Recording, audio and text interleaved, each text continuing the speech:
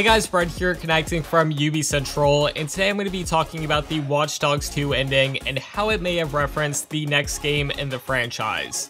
Before we get started, I know I'm very late to this, but as you all know, I had a ton of health problems and actually ended up missing this news originally, but better late than never, right? No? Okay. Well, anyways, about 2 months ago, Ubisoft actually added a new ending to Watch Dogs 2, and surprisingly, there isn't a lot of videos on this, and I'm assuming it's because most people probably beat the game within the first month, so they didn't actually know Ubisoft added to the original ending. So for those of you who haven't seen it yet, let's play it right now. You should probably listen to this. Dead set. We stood together, middle fingers held high. As Silicon Valley attacked our privacy, demanded our complacency, and violated our freedoms. We caught Bloom making backroom deals with each of the biggest tech giants. Companies already specialized to track and manipulate every aspect of our lives. Bloom thought they'd use us as a boogeyman to drive these companies to their CTOS. All that data was to be protected and controlled by one master program. But we didn't play fair.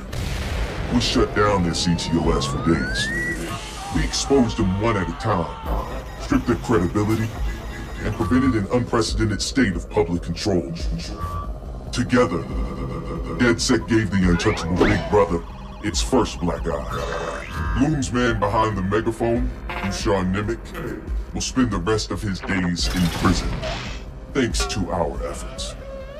He was an opportunist, using his connections to exploit Bloom's system. They will scapegoat him, paint him as a rogue element, claim it was a singular random incident. But we won't let him off the hook so easily. We have demonstrated their weaknesses, both human and technological. With great power comes great vulnerability. Bloom and their sycophants now face an onslaught of legal action and government investigation. Faith in the CTOS is at an all-time low. We did this. We know the greed engine will never rest. And to that, we promise, neither will DedSec. We outnumber them. With every indiscretion, every scandal, and every scam, they add to our numbers, and we will be watching.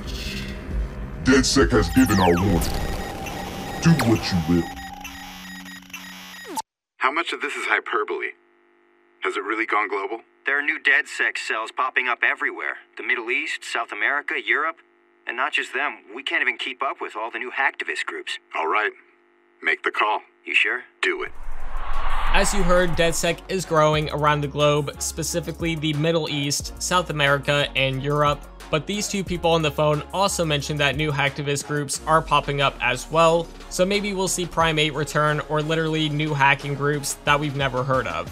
Now, the most interesting part about this is the name of the file that's being played. These are actually coordinates, and if you type them in on Google, it takes you directly to Brixton, so is this a coincidence? No, it's not. Why would Ubisoft add this to the game 2 months later and specifically have coordinates as the file name? It's definitely worth noting, London is one of the most surveillance cities in the world, and while there is no exact stats, a recent sampling found that 41% of public premises in London have CCTV equipment, which is basically the CTOS, let's be honest. Also, something I found very unique is surveillance cameras don't have to be registered in London, so this definitely leaves endless possibilities for Watch Dogs 3 and its story. Not to mention both the modern day and ancestor story of Assassin's Creed Syndicate took place in London as well. Ubisoft could do so many things with this location, and it's pretty insane when you think about it. I personally wanted the next game to be in New York. I mean, could you imagine blacking out Times Square? But when I thought about it, we've had 2 games set in the US, and London had their own version of Times Square, so fuck it, I'm officially on board for London as a setting. Anyways, that brings us to the end of the video. Let me know in the comments down below, where would you like to see Watch Dogs eventually go? I would still like to see New York eventually happen because it's super iconic. It would definitely be a hacker's playground. As always though, thank you so much for watching, and I'll see you all later.